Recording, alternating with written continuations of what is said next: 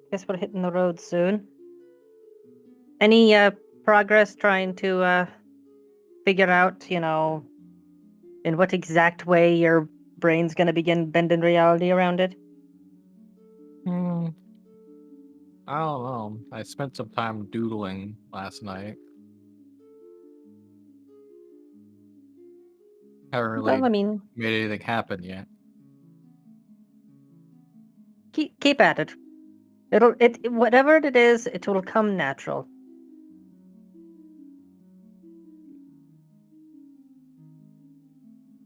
I'm gonna sip some more coffee.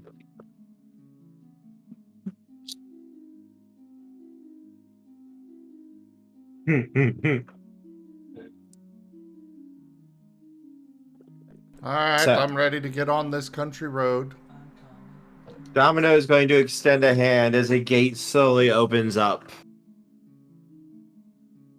Country road, take Cody home. Now, darlings, I do want to give you a heads up. When you go through this doorway, you may encounter some unexpected effects, but you'll be fine. Domino? What do you mean unexpected? I've been in Arcadia before. Are you saying that something different's gonna happen this time? Well, you're on a quest now, darling. An intrepid quest. You never know what could happen.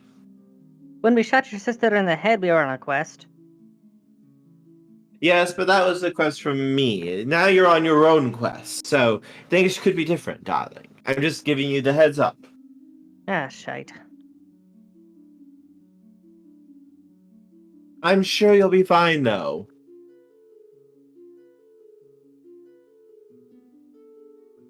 By the way, worth noting, Portia does actually have the BB gun strapped to her back right now.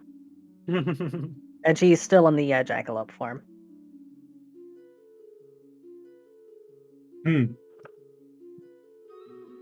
If you would like to observe, I can invite some of this chaos.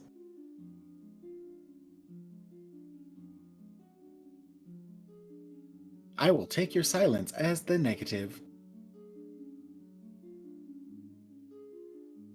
Don't worry, he gets a front row seat already. I'm only bringing the BB gun because it's the bare minimum. It's a weapon to be used in an emergency. I don't plan on, swinging it around willy-nilly. Much in the same fashion that you wouldn't go brandishing a rocket launcher. As Cody is hefting up a rocket launcher.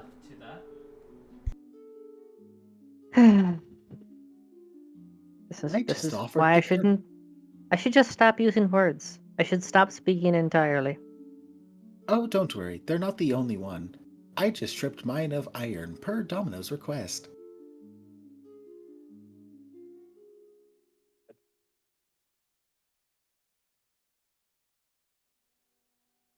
Meanwhile, over on my end, you just see the owl mech casually patting the gun robots, keeping them topped off on charge.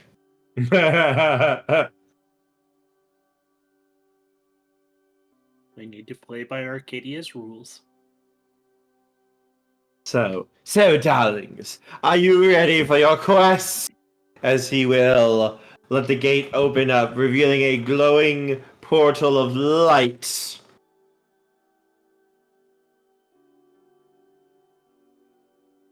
As ready as I'll ever be. Then make your way through, darlings, and begin your quest. Off we go. And as you got, who goes in first? Okay, if you say so. Okay, so War, you're going first? You said who goes in first. Oh!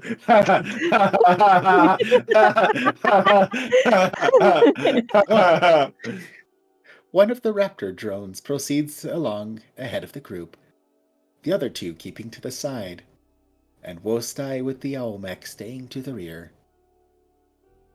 Ever on alert, But there is a certain joyfulness in exploring this world, and it is shown in all of the mechs, not simply marching along, but almost bounding, borderline playful. Birdie 5 need input.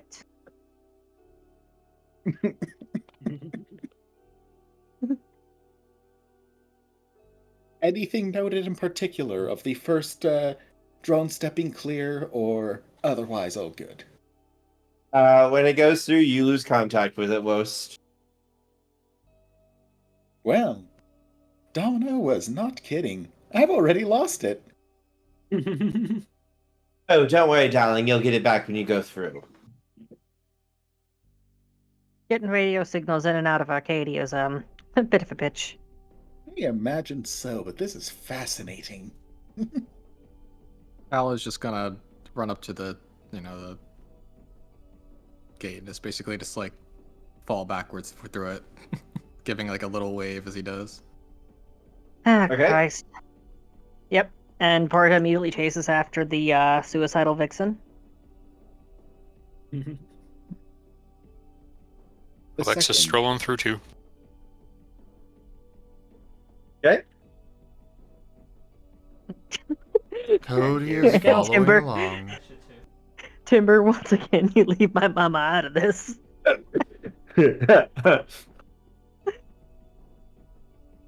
So, Portia, you are one of the ones I have the clearest idea for.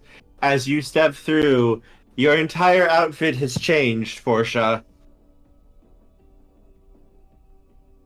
Oh no. You see, you're in basic leather armor. You have what looks to be like an alchemical kit at your side. Different, a bandolier of different potions and items that you don't remember making, but you just, with a thought, you know exactly what they would do. Shape-shifting, increasing strength, speed, toughness, healing potions, and more. I say, this is the oddest bit peculiar. Oh, dear Lord, I'm British. Cody, when you come through, you are clad in almost like, I'm trying to think of the word I want to use for this. Your supercomputer is now looks like it's something out of a steampunk's daydream. All of your tech has devolved, and yet it still is able to be as good as what it used to be, though it's much more of a steampunk aesthetic at the moment.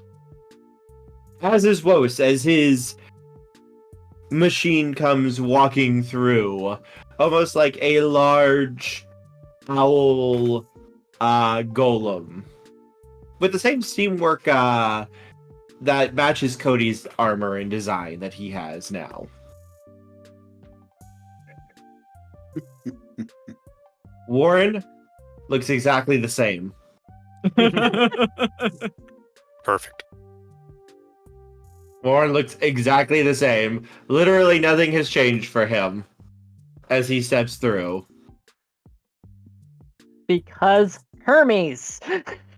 You're welcome. Warren is already dressed as a wizard. Arcadia doesn't need to do anything for that. It already fits.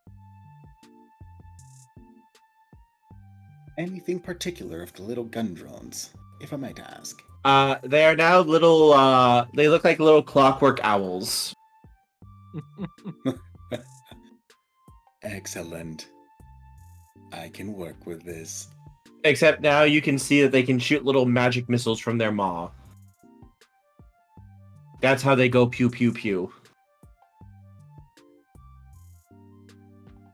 Well, at this point in time then, they will resume their keeping forward inside of the group, but ever so slightly playful almost. Wernie, your outfit is more like a very nice traveling outfit. And you can feel power burning at the tips of your fingers, going through your blood as though aching to come out. Ooh. I mean, this outfit's cool, I guess. Not really my century, but Wait, what outfit did they switch to? More like a traveler's outfit, like if you're going to Ah. be going on like a long road walk. Something Sorry, that would I keep was trying to test fit the British accent, so I was actually distracted for a second there. basically something that would protect you if you were going down like a path in the woods and such. Yeah. fitting.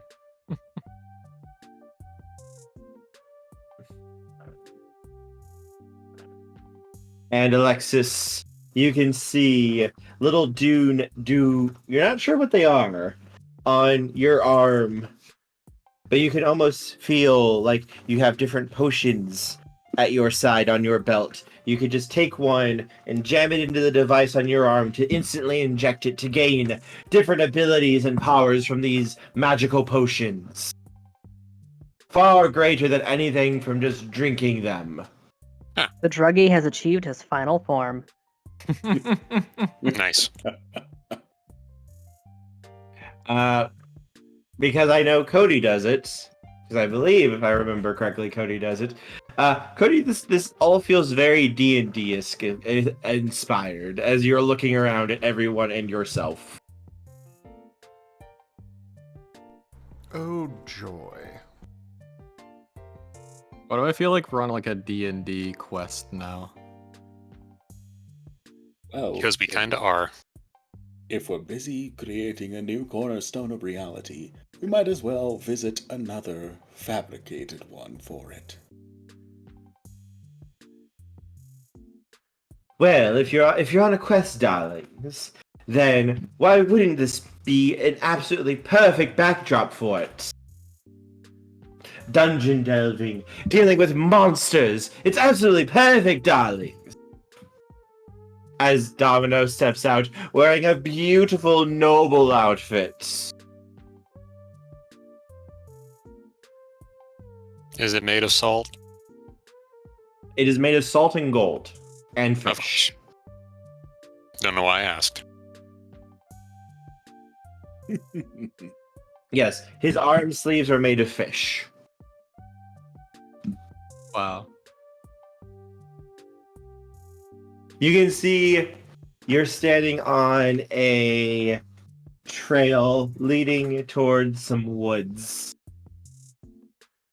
And around you, it's a very, very serene, relaxed, and peaceful looking meadow. It's very, very quaint, very nice, and peaceful.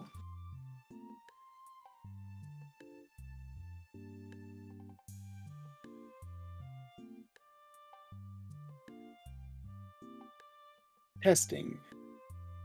Are my drones now capable of flight instead of merely walking? They can fly. Excellent. Hey, Portia, what are those potions you got on your belt there?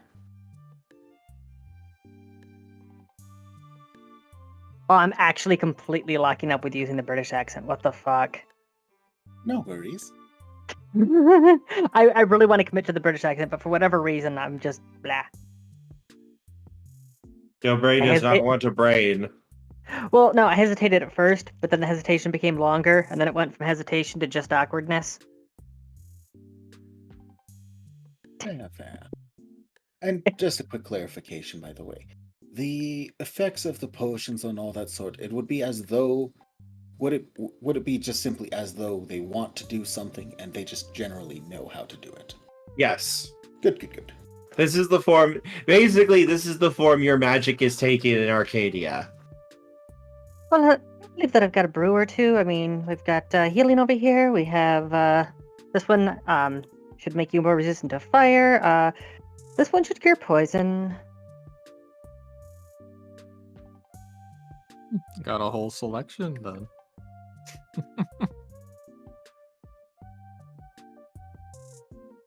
Warnie, don't forget about the fireball trick that I taught you. Yes. How could I forget about that?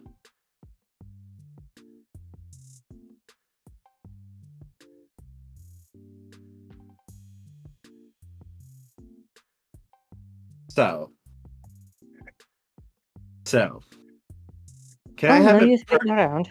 can I have perception awareness rolls from everybody? Affirmative.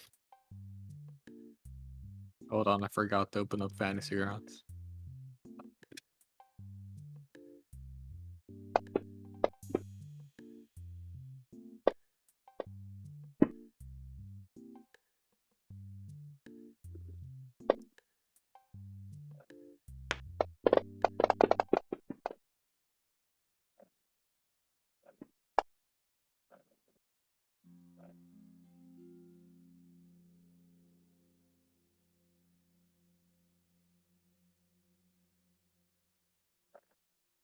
What is the difficulty? Just 7. Okay.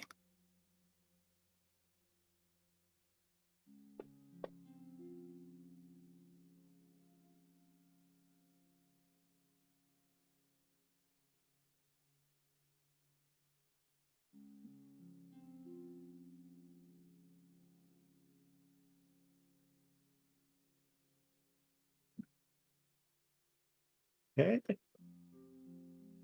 Okay. Was this a Warren. perception awareness? Yes. Perception awareness.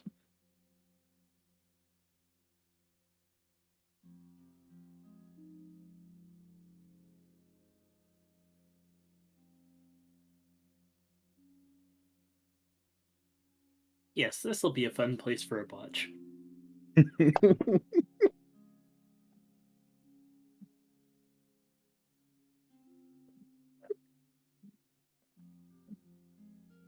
How I Don't worry. noticed that I'm not Not with the the only group one. anymore.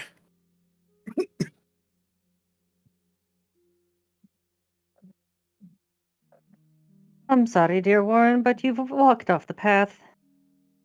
We can't do anything for you.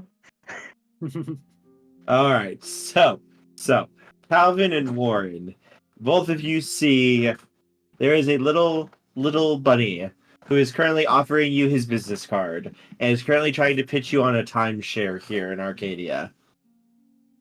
He knows a great place, a very nice, peaceful town nearby. That would be great for a summer getaway. Oh, it's just a harmless little bunny, isn't it? Trust nothing. And currently, Calvin and Warren are completely just listening to this little bunny spiel as everyone else can hear the faint sound of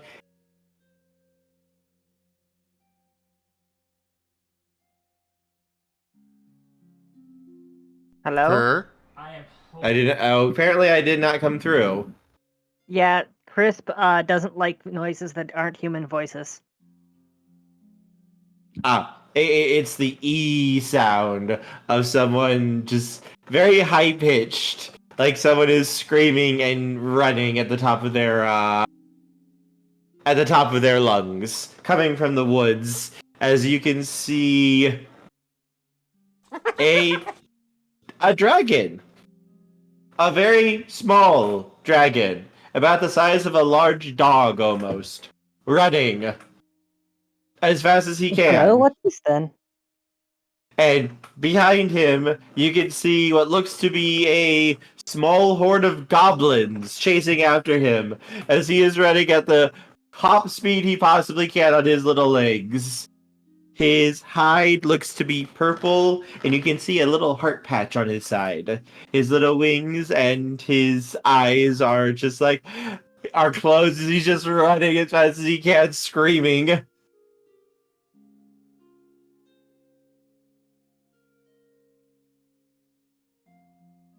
Do we stay on the line or help them?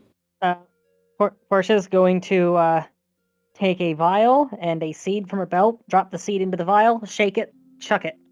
She's growing a wall of thorns between the goblins and the tiny dragon. Roll air attack. That's the wrong type of thing to grow here. It'll be fine. It will be fine. This is going to be great. One,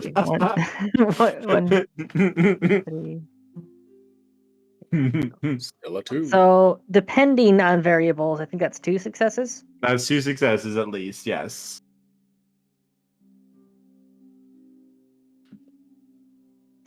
You wish to accept that roll, Portia?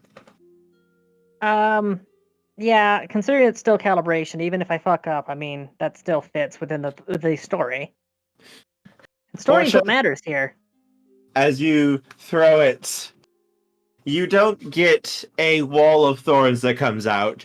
You see a giant fist of vines and thorns rip out of the earth before a giant plant golem creature tears out of the earth and just swipes its arm and sends a dozen goblins flying. And for some reason, you see the plant golem strike a pose for a moment before it begins to start smashing these poor little goblins into green paste.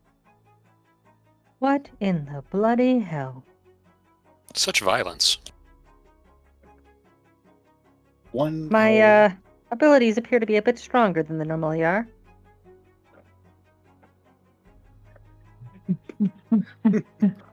It's a bit different. I was expecting your grenade seed. As the poor dragon is still running and screaming as he runs. Give me a second.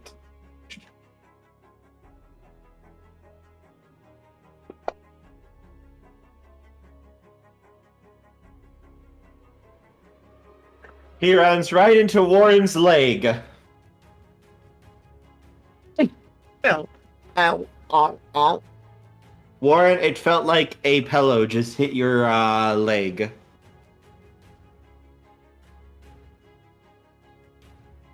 Oh, you hardly moved. It was very soft.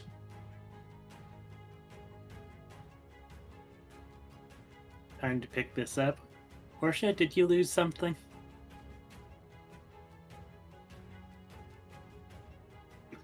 Oh, damn it. Hold on a second. I was gonna do a thing, but I don't have. Come on.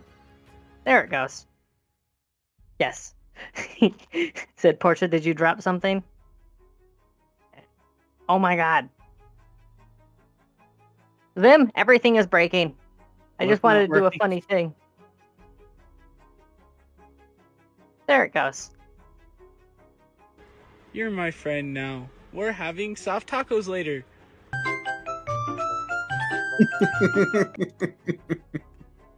I just wanted to play that, but the damn thing was not cooperating at all.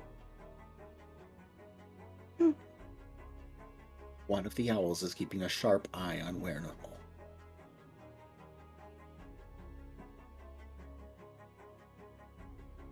What? Why? You are not allowed to engage.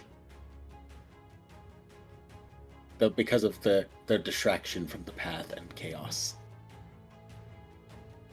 Warren already warned them. I'm just making sure that they don't stray.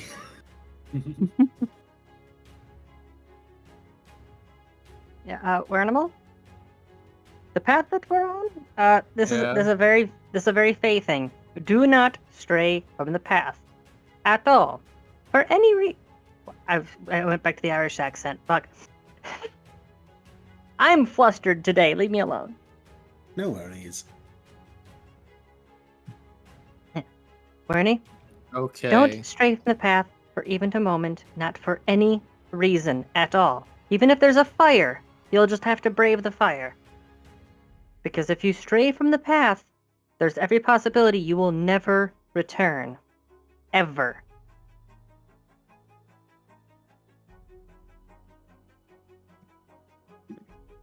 Okay. Where he pretends like he's gonna walk off the path. Portia will immediately grab them by the ear and yank them back. Ow, ow, ow, ow. I wasn't actually going to. That hurts. Like go on my ear. These fox ears are not.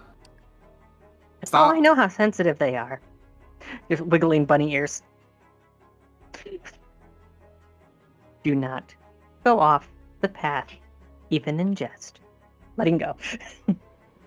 Yep, we are absolutely losing them.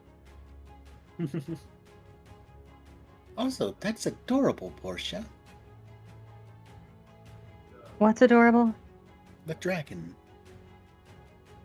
Oh, Yes, hi there, tiny guy.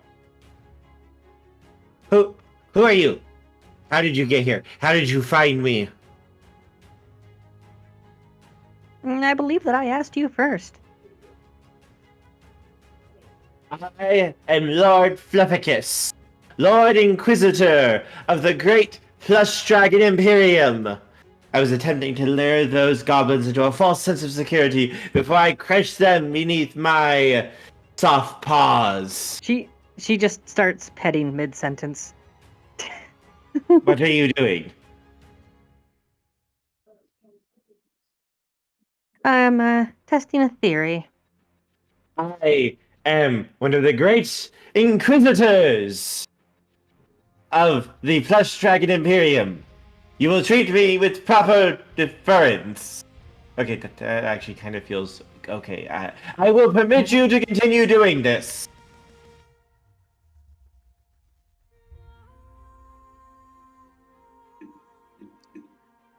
You think that you're going to be okay now that we helped you with your goblin problem? He looks over to see the giant plant creatures just smashing the remains of the goblins into the earth, basically turning them into fertilizer. You did a very okay job.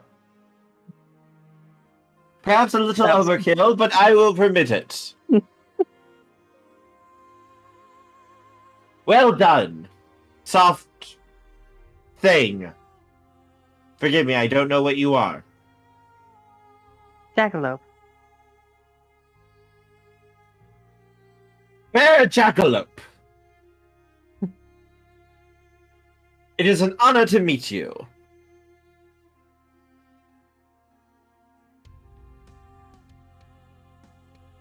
Tell me, travelers, what brings you to these empty areas? We are on a quest at the moment. A quest, you say? Well, it just so happens I am on my own quest as well. Would that quest happen to involve goblin slaying? What? No, of course not. I would not begin to deal with such lesser creatures. Honestly, they stink. They're filthy, and they have no idea what fabric softener is.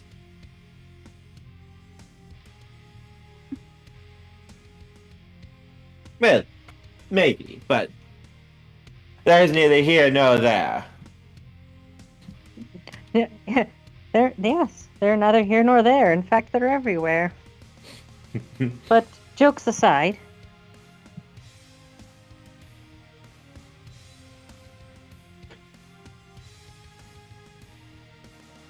I am seeking the great gemstone, Kokotokok. It is a mighty stone, able to bring power to whoever has it.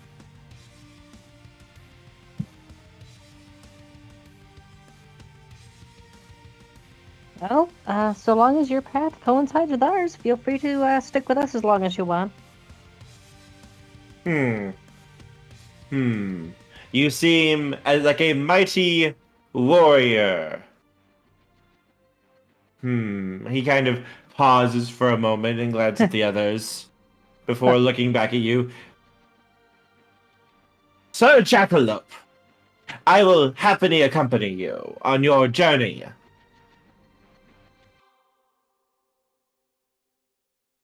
Cody levels his shotgun and blows its head off. What? Oh wait, I brought food with me. Kidding. I can never tell with you, Zim. Yeah, for all we know, this is the next step of dropping it into the mod.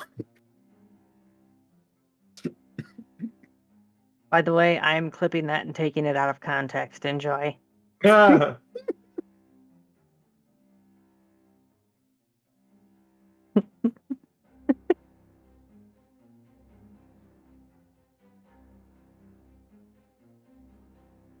Portia, more than likely we don't know how this thing got here. It could have been one of the kids' toys that got left in the hedge. No, I am part of the Great Plush Dragon Imperium. We own much territory, and we have been leading a righteous crusade against the foul Mega Block Empire. For they have been seeking to crush everything beneath their multi-hued blockness.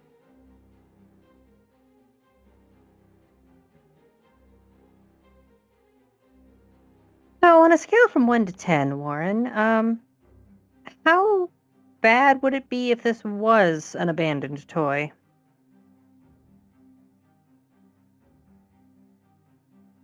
If it's one of the abandoned toys, then it would be an artifact. And? You need to be more descriptive than that, Warren. It would have Fey magic in it. I just realized I actually said Warren there. I would have said wizard. More descriptive than that, wizard. Because I'm not staying on top of that, but Portia would be. But they're not using names.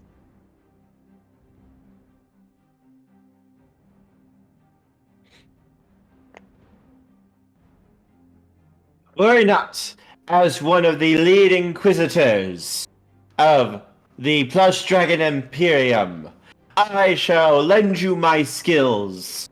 As he reaches to his back, and you hear the rip of Velcro as he pulls a little soft, basically it looks like a ranseur, and he holds it up in his two little paws as he leans back onto his back two legs. I am a mighty warrior with this.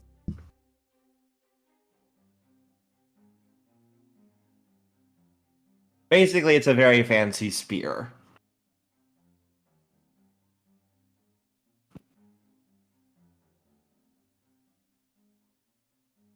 Excellent, excellent.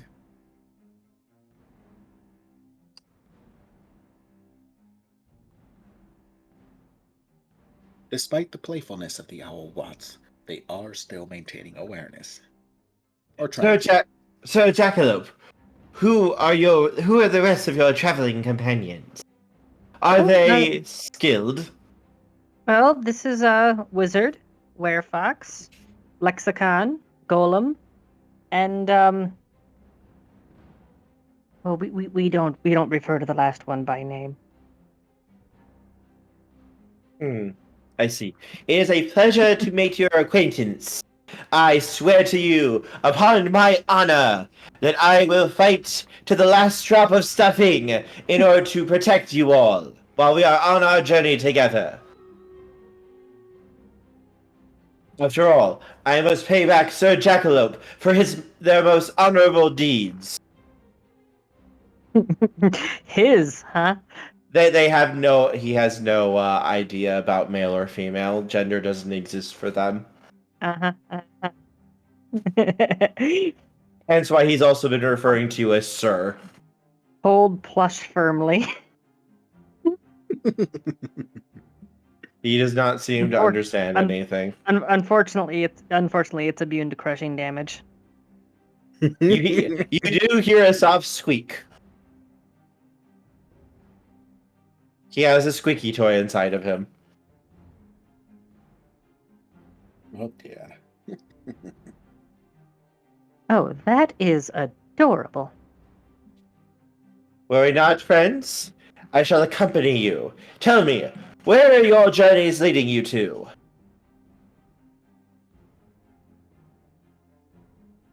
Well, wherever the adventure line leads.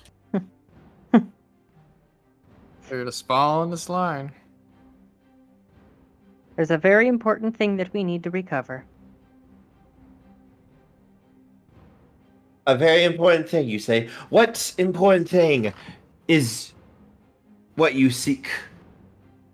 What are you willing to pledge your lives to gain for your people?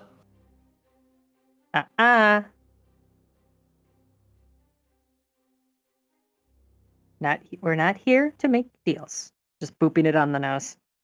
But I'm not trying to make a deal. I wish to know so that I can tell you where we need to go. I have We know studied. where we need to go. You do? Where do you need to go? We have a path. Onward. Onward! And just puts the dragon on her head and starts walking. Da da da da da da da da. Ah, I see you have made allies with the noble Sir Adventureline. Oh my god, just realized because of the antlers and the ears, he has a throne up there. He has hung up his spear on like the top rack of the horns and has settled in there. And you can see his little tail wagging behind Portia's head. This is acceptable. Portia, look at Mage chat.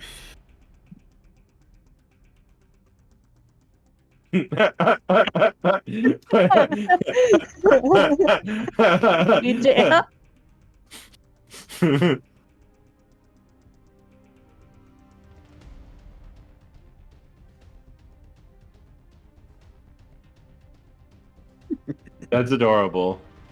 Also, Timber, why do you think it's bait? This is not bait. Because there is the ever so slight possibility that you might draw the attention of an additional force. I'm sure. Da da da da da da da da da da da da da. Alex Slitherwaite just said, "We'll follow that trail." What trail? That trail. That trail. That reference. Is. Yup.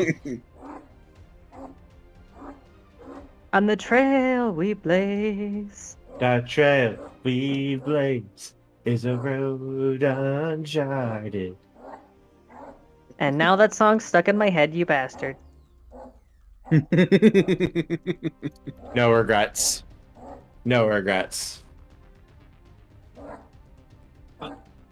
Well, one of the owls shall be proceeding along the head of the path, just keeping very attentive for anything unusual. Da da da da.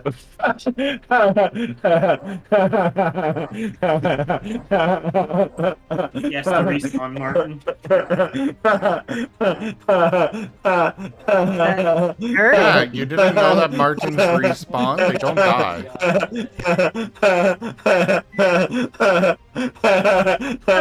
Okay, I need to hold both of Kerr's ears. Somebody booped his nose. We need to reboot him. Unit lost. I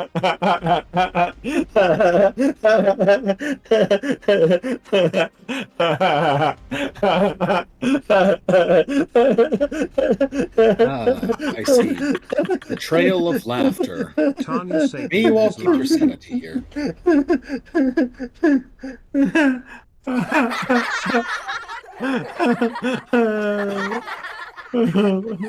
I tried to stop. Okay. Don't worry. Okay. We can survive this trail of laughter. It is not that maddening. Okay, I think I'm okay. I think I'm okay.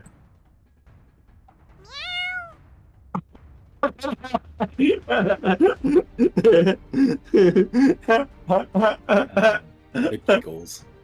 Oh god. Okay, okay. I'm good. I'm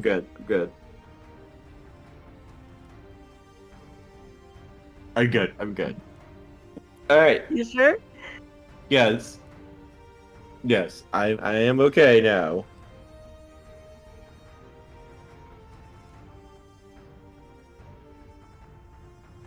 I don't think the sarcastic laugh went through. It did. It just wasn't that loud. Okay. Alright. What was it that set you off, Kirk? The Marten The falling. respawn Marten. I don't know why, but it just set it off, and I just couldn't stop laughing.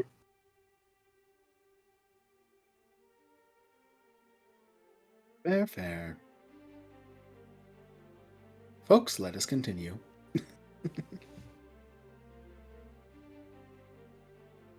So, as you begin to start off, could everyone give me a do the boop zone population? You gonna boop the nozzle? What you gonna do? Boop. Gonna bite it off. Let me see something real quick. Could I have a perception?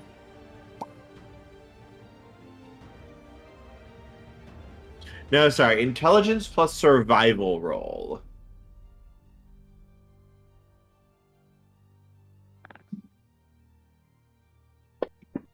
Do you believe me if I told you this is my first time ever rolling survival in this game? Well, you guys haven't really been out in the wilds. What's the difficulty threshold? 7.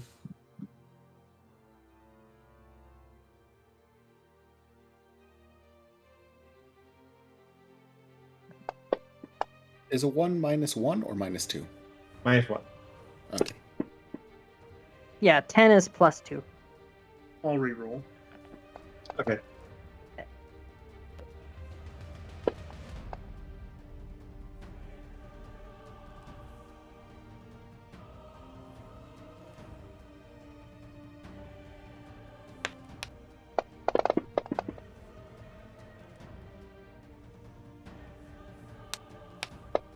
Wow.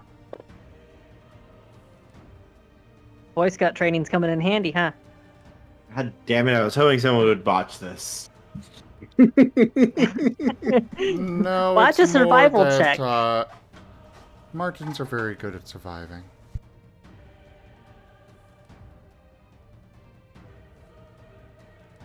And even when they do botch, they just respawn.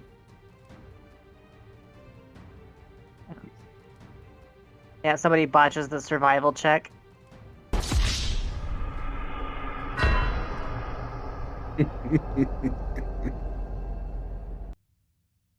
Wasted. All right, so all of you guys pass. So as you follow the path, da da da da da da da da da da da da da da. Everything goes well. It seems you're just following it, walking it, until it reaches a large forest.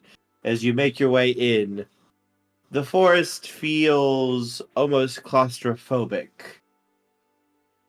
And yet, thanks to everyone's focus and dedication to your mission, you're all able to stay on the path no problem and keep it going. Could I have a perception awareness roll from everybody? It's okay, Forrest. You're not enclosed in a tight space or anything. You've got plenty of space out here to go play with.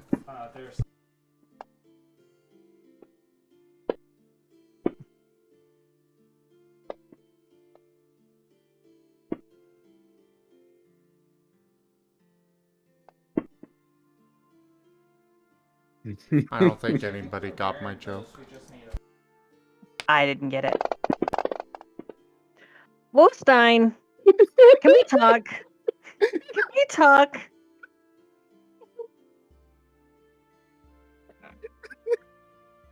Warning! Warning!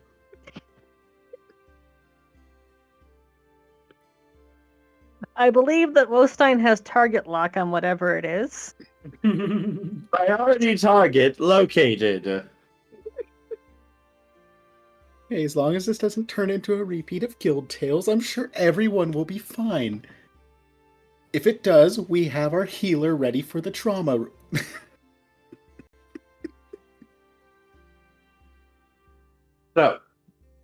So, this creature is extremely stealthy, making its way through the forest branches, moving nimbly and silently. And yet, despite its attempted stealth, WoD AI is able to locate it immediately before it lands.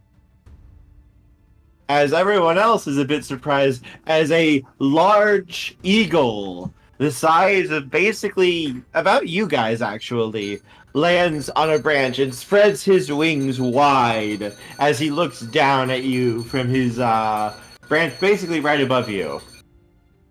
I'm just picturing that as the eagle is silently approaching, Bostein's head just turns 180 degrees, crosshairs for eyes. Just Target locked. All of them just sitting there locked, very clearly letting it know, I see you. Make my day.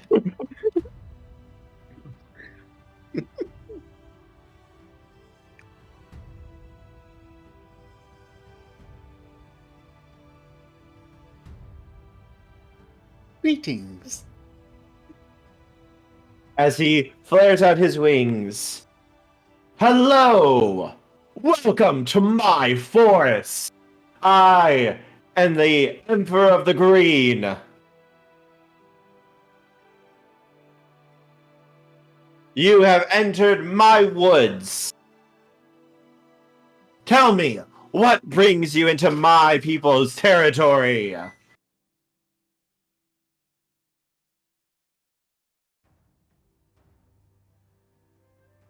As Portia, you hear the little dragon whisper to you, be careful, he's a bit of a stickler. He and his people are very prideful. They think because they fly, they're better than almost everyone else.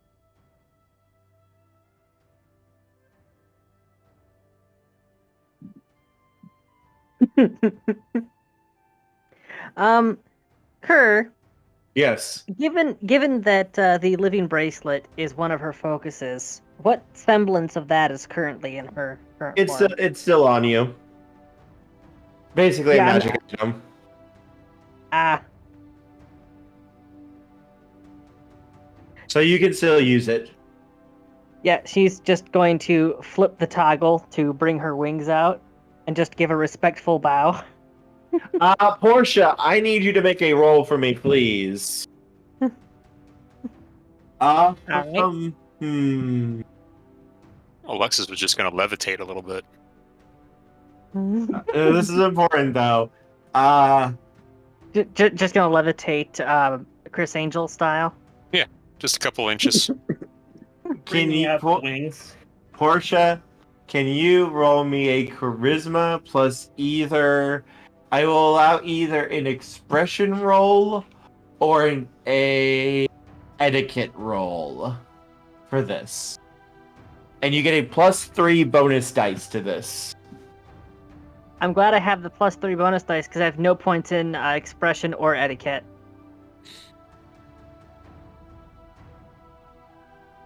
Alright, I am going to put a willpower into at least one success.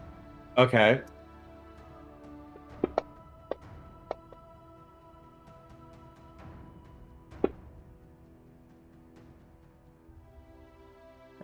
One, two, three, 4, 5, 4. And then the one for the willpower, so 5. Huh, you're mine now.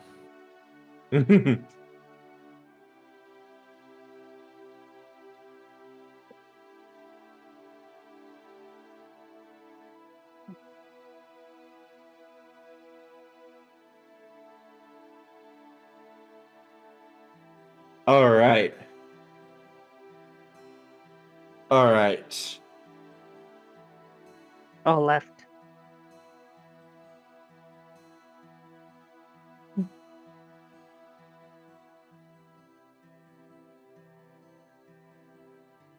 All right. So, Portia, when you spread your wings and bow, he just stops and stares at you. And you can see like a very, very large blush form on his face, on his beak, as he kind of just, you see him just slowly lower his wings down, and you see like some of the feathers tap against each other as though like he's tapping his fingers like nervously.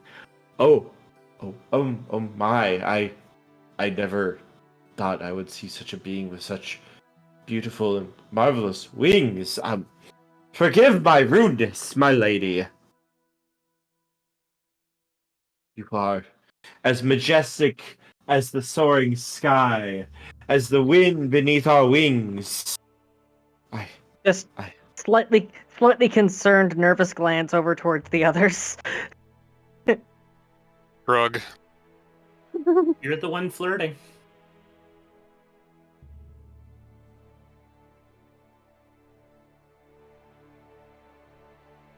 We did not mean to intrude. We are merely passing through. Oh, worry not, my lady, for your presence is like the sun shining down upon my kingdom and bringing beauty and warmth with every second that it remains radiating upon our land.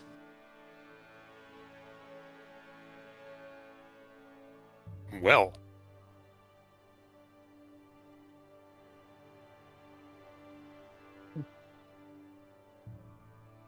Damn, I can't think of how to respond to that. You can get the distinct sense, Portia, that this guy is like head over heels for you right now. And I'm slightly concerned. Portia, don't worry. You're the one flirting with him. I was giving a respectful bow. Yes, but you drawing your wings is like a person just like tearing off their pants or their shirt. I was summoning the wings. Yes, but now he's currently in the oh shit, she's hot sort of thing. He's infatuated. Oh with no, you. he's hot. This is like a guy ripping off their pants or a girl ripping off their shirt. He's currently stopped thinking. It's the guy that flexes so hard his shirt disintegrates. Yes. And right now, Portia is like, oh my god. She's so fucking hot. Okay, we've lingered on this topic a bit.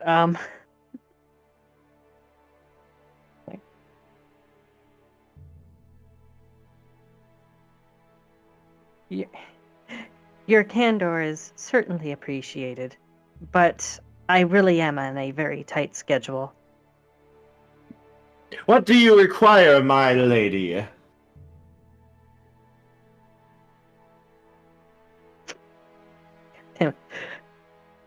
God damn it. My kingdom is at your disposal if you would but give me a few minutes of your time.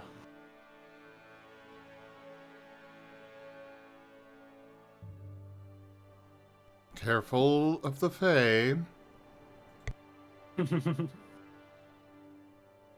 You may not have my time, but you may be present for a few moments while I continue along my path.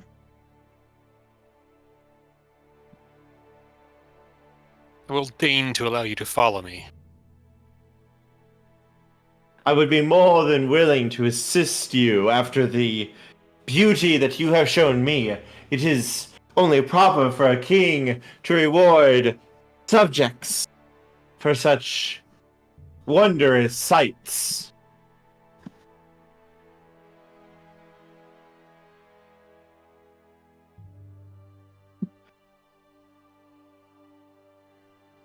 His eyes have never left Portia's wings. Wing up, wing down, wing up, wing left, wing right. You seem very infatuated. Well, it's simply that you are simply a marvelous being. Tiberius just said, "Hey, my eyes are down here."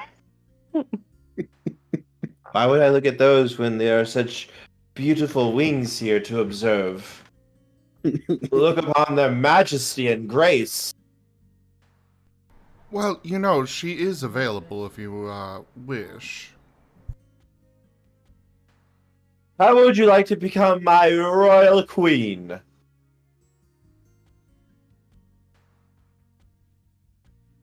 I feel like I unfortunately have lands of my own to attend to. are you one of the nobility as well?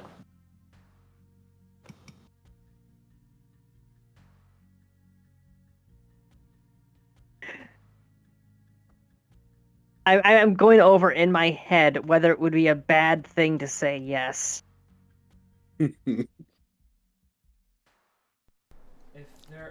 Portia, I would refer you to Ghostbusters when you want to answer this question. Did you just use her name?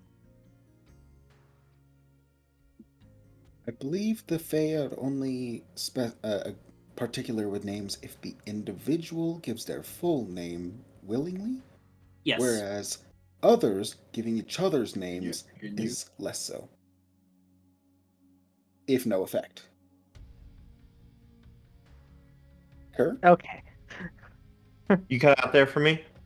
Oh, was just double checking that the Fae only have it if we give our full names, but it is not if someone else says our name. They also have to ask for it and such. There we go. It's tough to be a god when me mo da da da da be deified when really you're sham. Be an object of devotion. Where Be mortals the dare not trod. subject of So, song. back to the game. Sorry, so the right distracted me.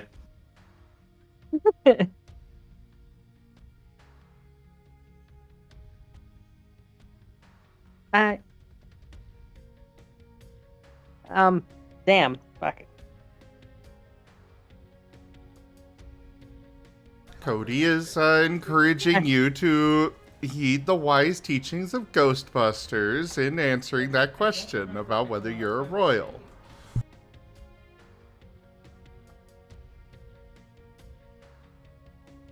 Oh!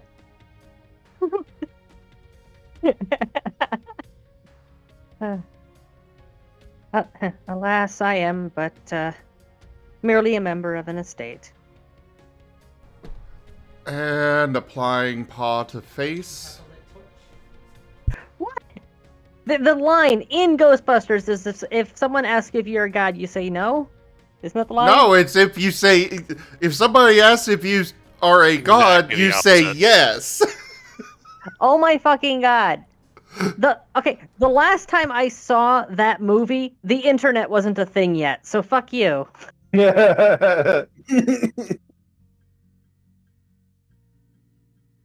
The first time they answer no and get zapped and thrown across a Okay, rooftop. Fucking Christ, alright. I've never seen Ghostbusters, so I can't say. And yeah, I can't remember it. It's been fucking years. We're gonna And have I'm to already fix this. like, oh my god.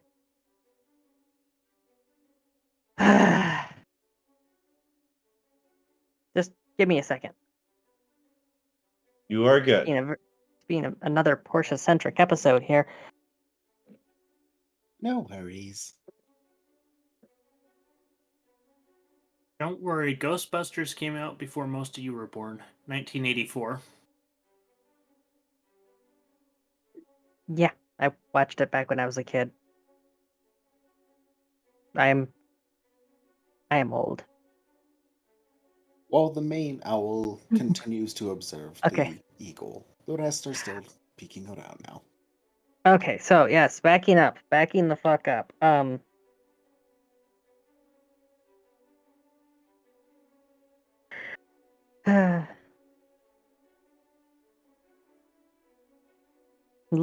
Yeah. I am Lady Jackalope of the Taylor Estate.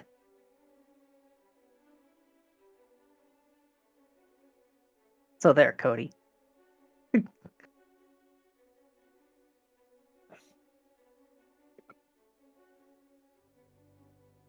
Except that... Fair enough. What? Well, there's lead right What? there, and lead is good for... You could have just said yes.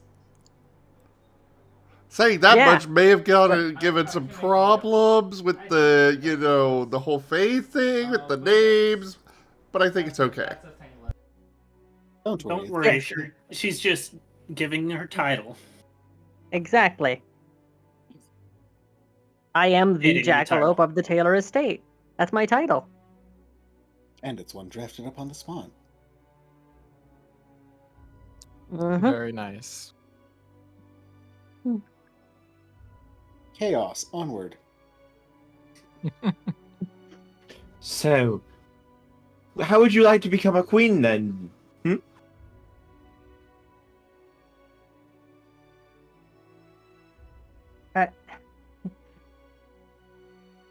Unlike many, I don't seek to elevate my station. I'm quite happy where I am.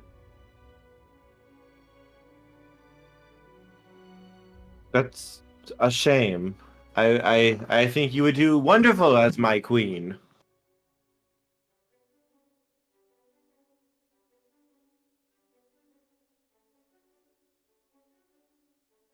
Then I ask you this, my lady. Is there any guidance or assistance that I can give you to pay back such beauty that you have shown me?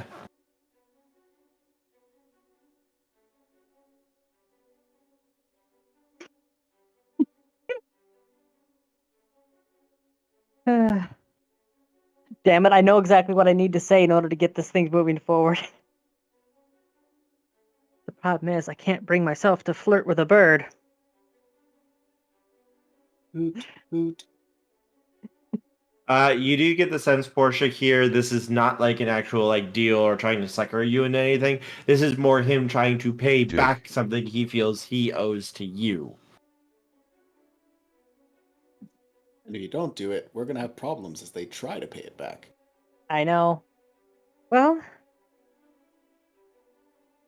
looking at that impressive wingspan of your own, you could repay my sight with a sight of your own, of your wings upon the wind.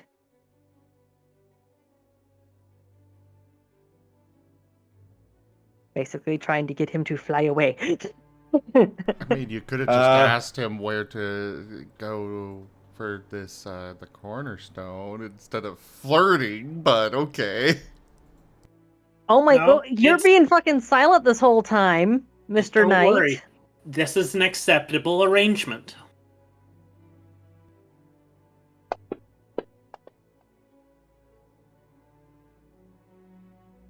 To be fair, you said you had it, so I assumed that, that's where you were going to go with it. I had a way to resolve this particular thing, not a way to get guidance moving forward, and you're... You did specifically say that you knew a way to... what to say to get this moving forward. Fair enough. You see him spread his wings dramatically. Did you want to take back what you said, Portia? I don't know.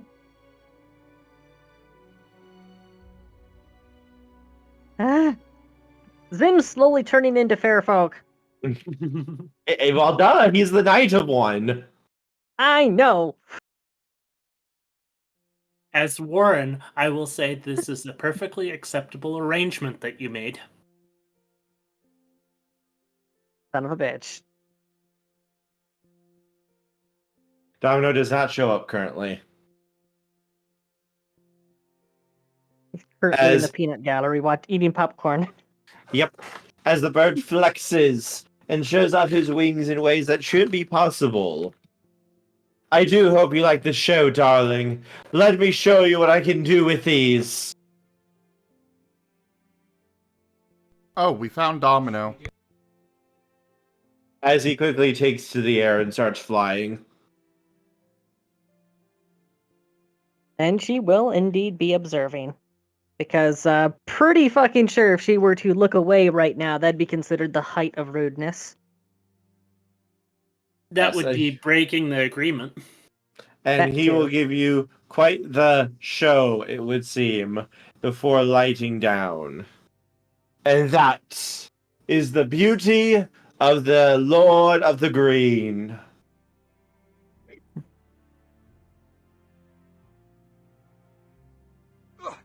Amiss! Not enough ale?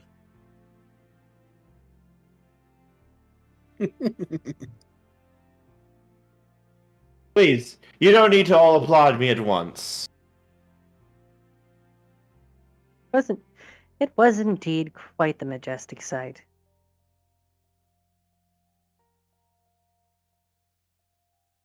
We are quite pleased with your showing. Thank you.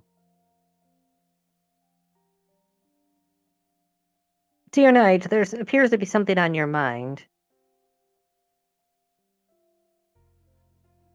Oh, well. I'm just taken in still by your beauty. I said and Knight. your wingspan. Oh, sorry. Oh, I just would like to get on with this. I have a ritual to perform, after all. And what yes, ritual indeed. is this? And the plush dragon also pokes his head up. Yes, I am also curious. What magical effect do you wish to bring about?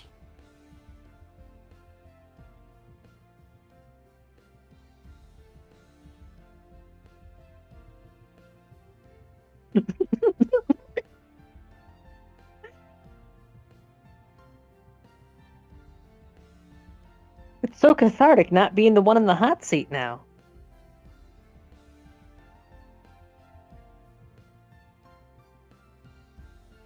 As the little plush dragon is looking at you. One to correct a grave extinction. Such foulness! You are attempting to bring back something that was wiped away. Truly, you are a noble soul! I and the Plush Imperium shall assist you in your doings! On our honor!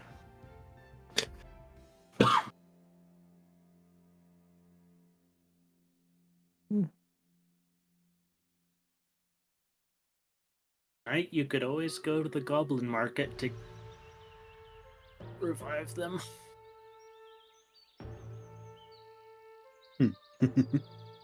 Don't do that. That'd be bad. I mean, Cody is 100% willing to put his life on the line for this, so... Like, without this, Cody was just going to undergo the ritual anyways, but put his, you know, very life into the magic to make sure that it is, maintained and continues on. Okay, All the way so until reality shatters. what specifically do we know about the item that we're after right now?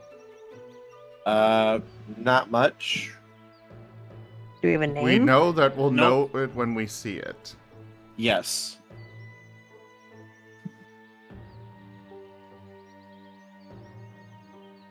You could try asking, though.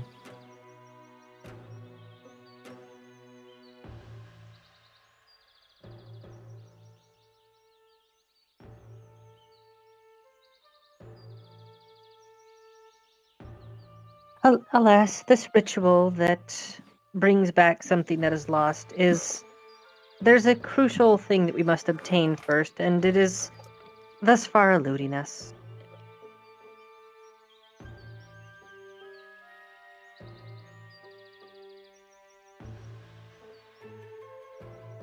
What? Well, I cannot allow such a thing. On my honor, how can I assist you? What are you looking for that I can find for you?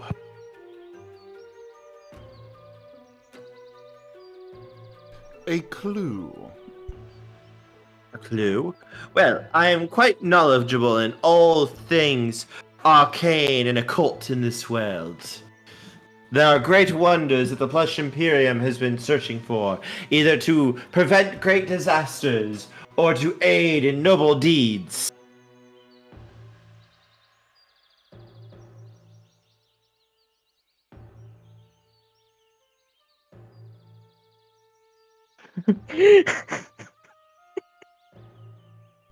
Fuck it. Here's them.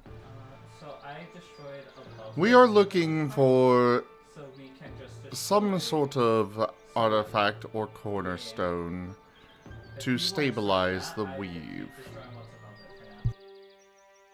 We just figured out phase clues. A moment as you see him like turn around and you see a large pocket in his back open up as he reaches in and pulls out a large book seemingly out of nowhere, and he opens it up and begins leafing through it. Let's see. No. Wait, No. the plush pulled out this book? Yes. Hold on, I need to roll a strength check. I have 1 point of strength.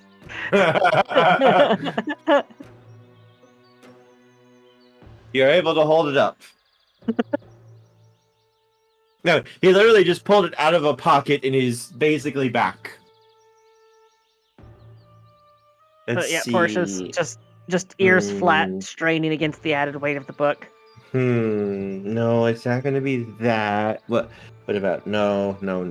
That was destroyed centuries ago.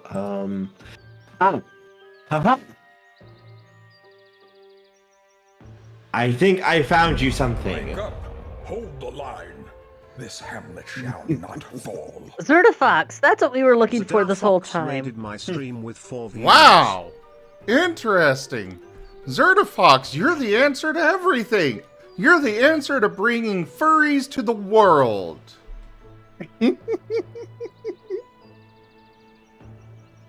Also, hello there, Zerda. It's good to see you again, my friend.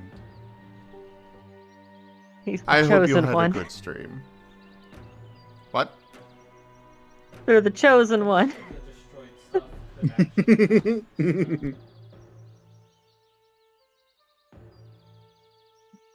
Oh, you're bringing furries to the world, Zerda. Yeah. Yep. What you are looking for is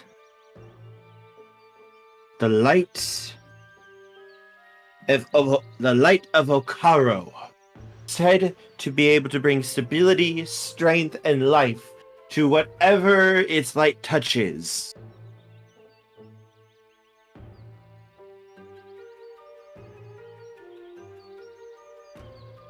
It is a large orb of pure light, solidified into a crystal.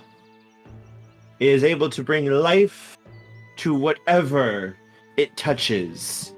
Stability and protection as well.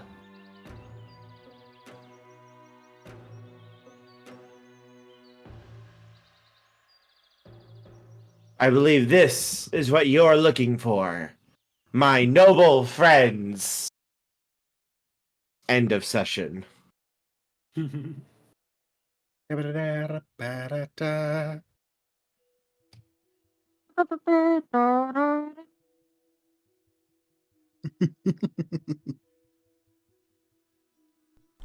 in favor of ruining Kerr's plans today.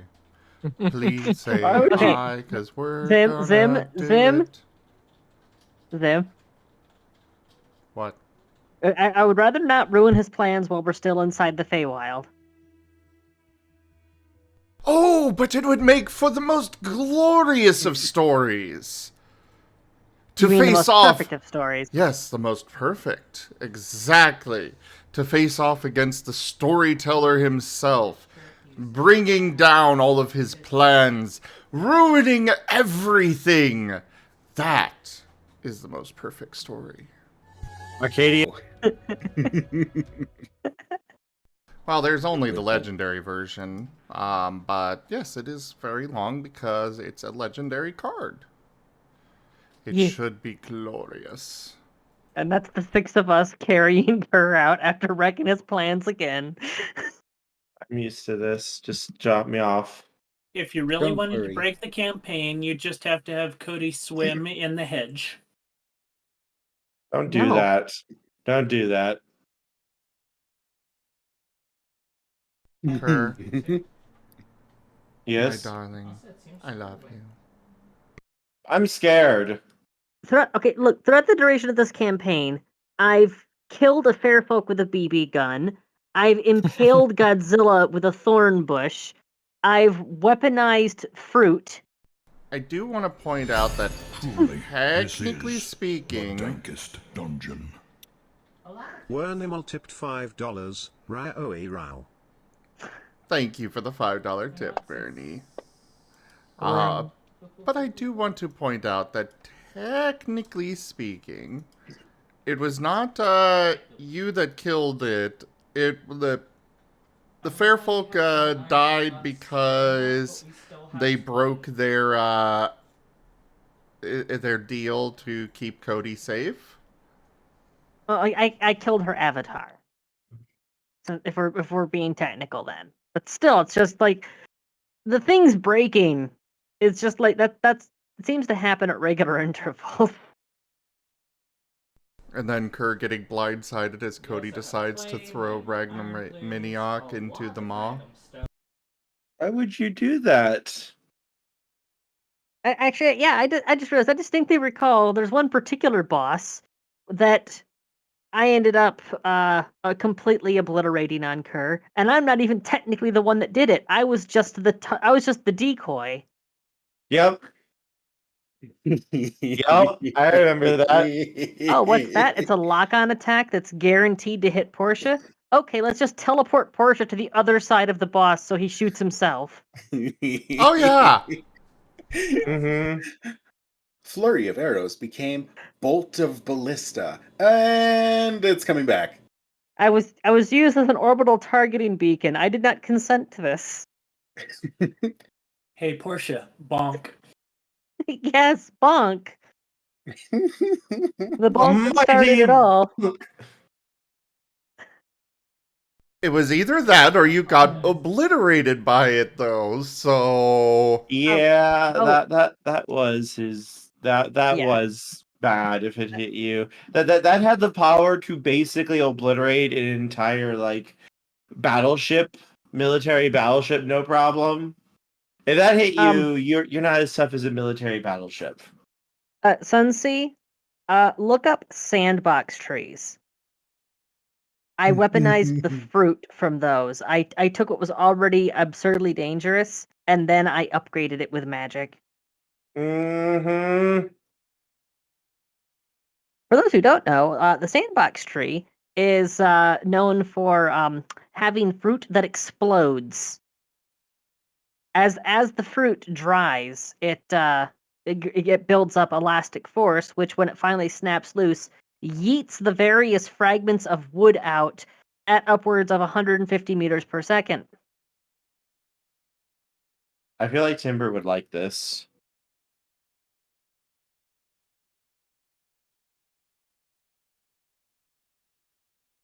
Yeah, Portia at one point in time made one of those that was supersized. It was as big as a pumpkin, and she rolled it into a group of zombies. And then Cody hit it with napalm, so flaming chunks of wood traveling at bullet velocities.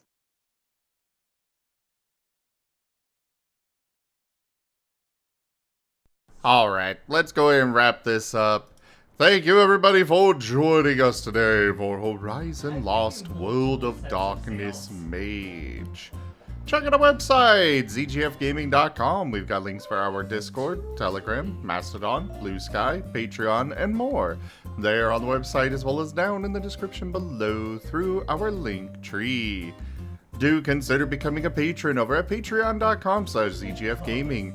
It's one of the best ways to support the channel, though you can also do so by grabbing some merch through that link tree that I mentioned, as well as subscribing to the channel, both here on Twitch as well as on YouTube. We are less than 100 subscribers away from full partnership on YouTube, but we need your help to get there, so please subscribe.